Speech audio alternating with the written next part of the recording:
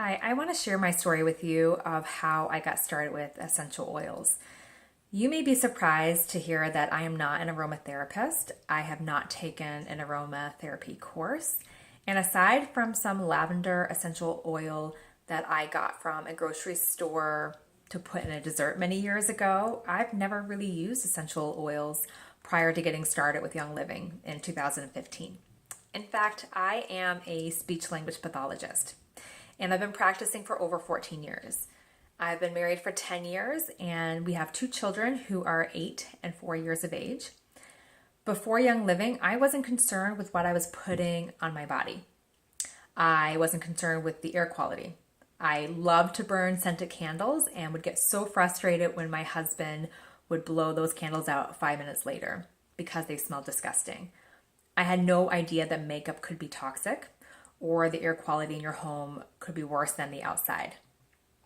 I was more aware of what I was consuming because 7 years ago I discovered that I had several food intolerances and an egg allergy. So I was very savvy with reading the ingredients on the food products, but nothing else. One of the good things that came from finding out that I had these food issues was that I got to work with a naturopathic doctor. So it started my journey with homeopathic and Eastern medicine. And I became more open with alternative ways to support your health. But again, I had never heard of essential oils, let alone use them. It wasn't until November 2014, when my son was 1, when I gave more thought about the air quality in our home. He had just turned 1 and he had a really bad cough, which also occurred at the same time that we were having some mild construction done in our house. And I just thought because of all the dust it produced, that's what caused his wheezing.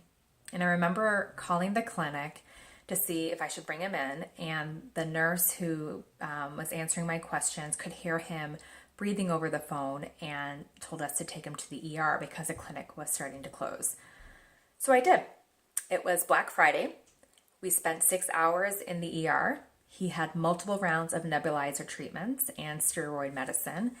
And the only reason why they discharged him versus admitting him was that we agreed to bring him to the pediatrician the next day for a follow-up. So we left the hospital at 1 a.m. with an inhaler and liquid steroid medicine.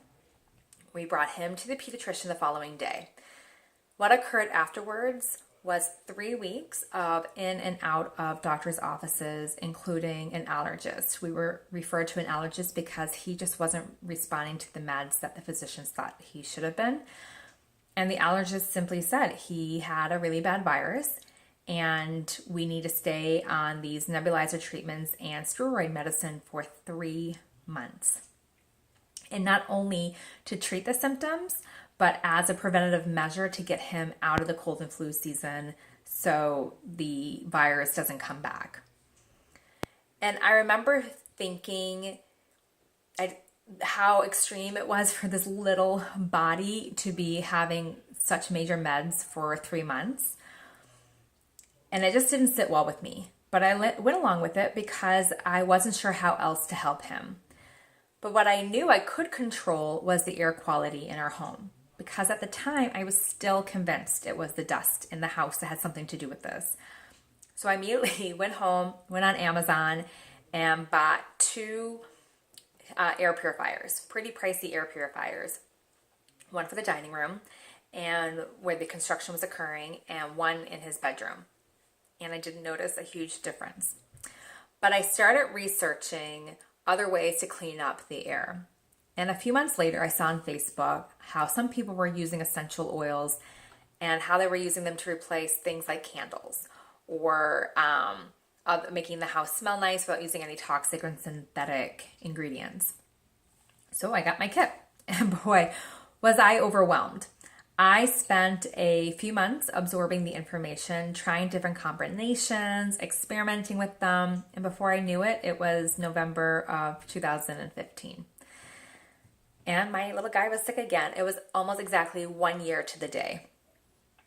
And so I remember going to get him, wake him up in that morning. It was a Saturday morning, and he was still asleep, and he was panting.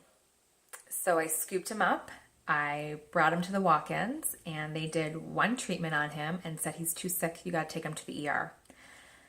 So I took him to the ER and they did their thing for many hours and then said, we're going to have to admit him. We've done everything we can. So they admitted him. Unfortunately, we just stayed for one night and then they discharged us, but we had to follow up with a pediatrician the next day. And there we go. Another 3 months of him being on these meds. And not only for treatment, but also for preventative care. And I remember thinking, this is ridiculous. I have so many tools at home to better support his immune system and his respiratory system. So I made it my mission to really research essential oils so my little guy could remain above that wellness line during the fall months. And so I became more confident with the essential oils and introduced them to different people and then started helping them getting started. And sure enough, in November of 2016, my then 3-year-old needed some extra support. So we ended up using thieves, frankincense, lemon, and RC, and lavender. So 5 of those essential oils come in the starter kit. RC has now been replaced with Raven, which is still a great oil to put over your chest. And we also added eucalyptus globulus as part of a steam shower that he would get every night. We would just take a little face cloth, make it damp, put a few drops of eucalyptus globulus, threw in the bottom of the bathtub, run the shower, and him and I would sit on the floor and read books and play games while he was breathing in the steam, the eucalyptus infused steam. And so we did that for a couple nights. We diluted oils and put them on his feet. We would put them on his chest. We had oils in the diffuser in his room. And you know what? We didn't see a single doctor during that time. No medical bills.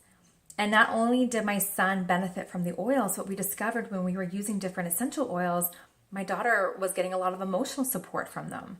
My husband is the healthiest he's ever been, and we've been together for 12 years. And during the first, probably 10 years, he would get really, really sick during the winter months. And now when he gets sick, he bounces back quicker because of the lifestyle that we have adopted. We now use essential oils and oil-infused products as our first line of defense. We take a more proactive approach versus a reactive approach to our health. I love having options. I love empowering people about options. I love the expression, once you know better, you do better. You know, there are so many unknown chemicals in everyday products that have been linked to endocrine disruption, allergies, and a lot of them are known carcinogens. I love that we have replaced all of our products with healthy plant-based products. I love that I can use Thieves household cleaner and have my kids use it to clean the bathroom. Or we can use the Thieves laundry soap and not worry about the chemicals outgassing on their clothes, on their skin, and in their closet.